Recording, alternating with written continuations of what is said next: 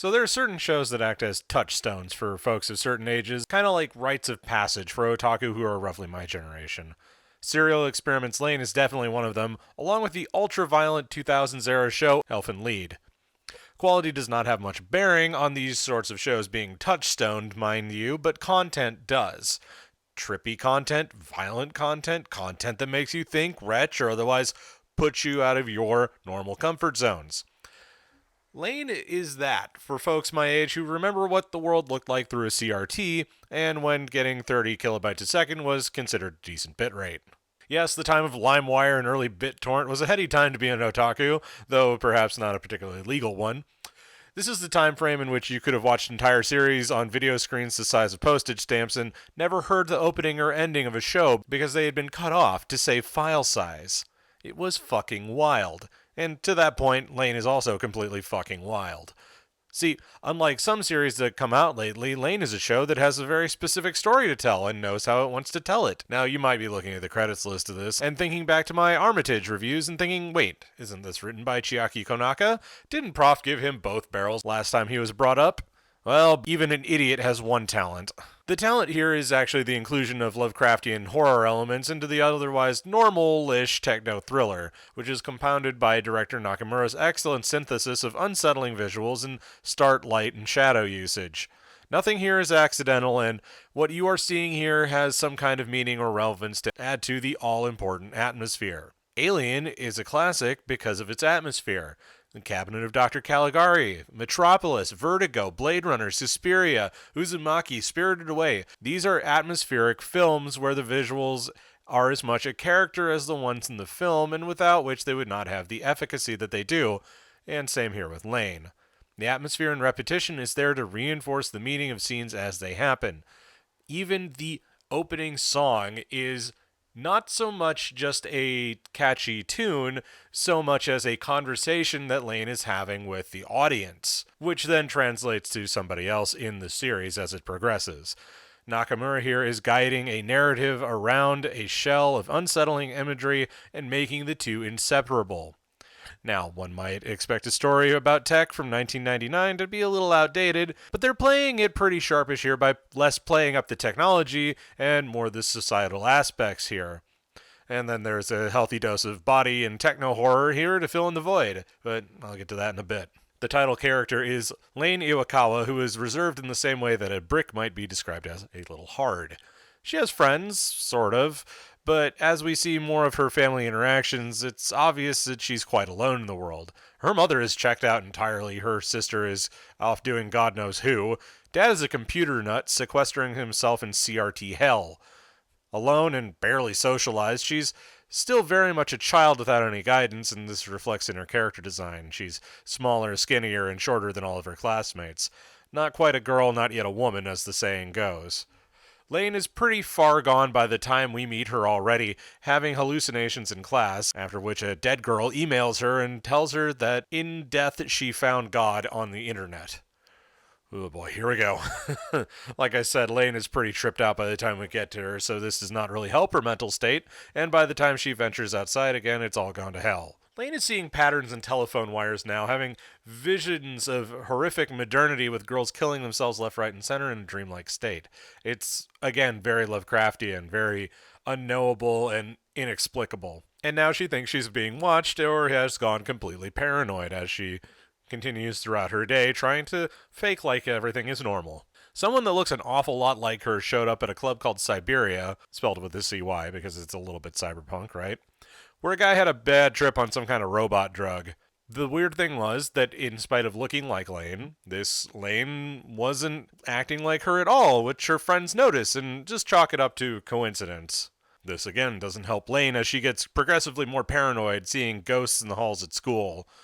At home, she ends up getting a new computer rig that's wisely kept under wraps as far as its power, since it would be cartoonishly out of date now, but all the same, she regards it with trepidation at first, but something compels her to set it up just as fast as she can. But of course, before she gets wired into the Wired, their version of the internet here, she has to go to the club to get low. Unfortunately, this fella here, who had a particularly bad trip on his robot drugs, wasn't listening to Biggie Smalls' admonishment, specifically the one where if you got a gun in your waist, please don't shoot up the place. She's predictably freaked out, but not as tripped out as the fellow with the gun. His cries that the wired shouldn't have anything to do with the real world triggers something in her, and she tells him that everyone is connected no matter where you go. This inspires him to eat a bullet, and this is episode 2. So I suggest you let that marinate a little bit. After the incident at the club, the other girls note that it seemed unreal and like it was in a movie. The aversion to computers that Lain began with is starting to fade out. Wouldn't you know, soon after, she starts becoming almost normal, interacting with her friends in a more natural and outgoing manner. This, of course, seems like a good thing, but like all good Lovecraftian horror, which Chiaki Konaka is a fan of, there is a big dark side. By the time we see Lain next, she's gotten her hands on a psyche chip, which is akin to getting military hardware for your PC, and has pulled her new computer apart to start playing in its guts. The machine is growing, taking up an enormous amount of space in her room. This is a sharp contrast to her formerly stark room, which was so empty that the space between her desk and her door formed an impossible gulf, and through some brilliant direction, it sets her apart from her father, who comes in to check on her at some point. This is where it starts to ramp up and go nuts. It's not her thinking that she's being watched. She is definitely being watched now, and soon the men in black are there to say hello. But the more she interfaces with the computer, the more she grows in confidence and the bigger the computer gets. But then things start going spooky, or spookier. Things are starting to bleed through, and technology is starting to fall apart as the Wired exerts itself. There's a group of people who are dedicated, it seems, to making the real world stop existing and only the Wired make any difference in reality. If the audience didn't know better, it almost seemed like Lain is just getting more and more paranoid. Her confidence starts to roller coaster up and down and all around as she tries to unravel the mysteries around the copy Lain. But we as an audience can also see that Lain's realizations are coming a bit too late for her own good. By the time we get to episodes 5 and 6, we're seeing people who shouldn't exist existing without an issue, to the point where Lain's sister comes home to confront herself. Some sort of copy is taken over her home, maybe, or maybe the sister is the copy, who's to say. Lain sees into the Wired and catches a glance at something that screams before fading out, and doesn't have any idea what she just saw. The Lovecraftian horrors in the series continue to carry forward, deepening the mystery as it unfolds. The thing about creating effective surreal horror is to know what to explain and what to keep quiet about. If the bad guy takes an axe to somebody's head in a show, you don't need to go into deep, specific motivations, because that person reads to an audience as irrational and violent without you having to do any extra work. But if you're withholding certain kinds of information about the nature of reality itself in the context of a modern story, people will become unsettled by it. Even more so if you're connecting that unsettling context to technology that we know and love. It's been done before with TV and radio, and is now being done with the internet more often than not, because we can see what a horror show that can be sometimes. Our context as modern people tells us reality is one way, just so, and departures from that without adequate explanations in the series cause us a feeling of unease. In this way, we're experiencing the same apprehension the character is about the nature of the world as that nature unravels.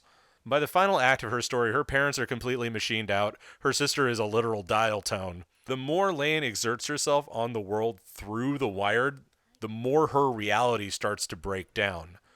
Can she pull herself out of this topspin that her connection to the Wired has caused? Will she find the happiness she's been promised without her body by so many people? And what's the deal with this web ghost that she's been communicating with? The show itself presents us with dozens of questions for our modern era now that the Wired, or as we call it, the internet, has exerted itself so fully in our own reality. The presentation of Lain trying to filter through nonsense and garbage in the Wired, which is a weird place to even examine critically, is both stark and extremely prescient to Japanese society and to online interactions as a whole. Even taking certain scenes as their own bits, you can easily see the metaphors for social anxiety and pressures writ large across this. Lane's slow loss of herself to the Wired and the copy Lane having zero filter also fits into this pretty spectacularly. While there is a more specific tale being told, there are also bigger questions at stake, the biggest one being, who are we in the dark? Are we really the same person in The Wired? Or do we give in to pettiness, cruelty, and hatefulness behind the veil of a screen? Artistically, this is surrealism written large. Nothing is accidental, and everything feels unnatural. The colors, the shadows, the filters on certain scenes, everything feels unnerving. And while you can read a lot into the subtext of the series, there's always another angle to dive and delve and examine. It's what literature nerds refer to as dense. Now, this is not to say that the show is so dense and deep that it goes up its own ass. At least, not too much.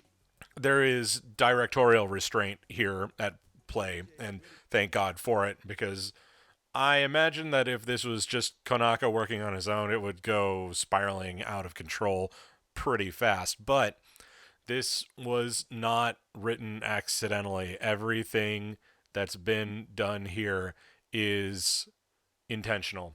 The fact that when Lain steps out of her door, she steps into an almost searingly white void, like she hasn't left her home very often, and has to continually do this and be confronted by this giant, spacious void. It's no accident, and it works great. So if you haven't watched Serial Experiments Lain yet and don't have some sort of crippling fear to a 4:3 aspect ratio, you should definitely get a move on and check it out. At only 13 episodes long, it definitely punches above its weight class, and it's been rescued from Geneon by Funimation in a lovely new Blu-ray release that only heightens the experience with its added color depth. And if you can't get to it yet, don't worry. Lain will be waiting for you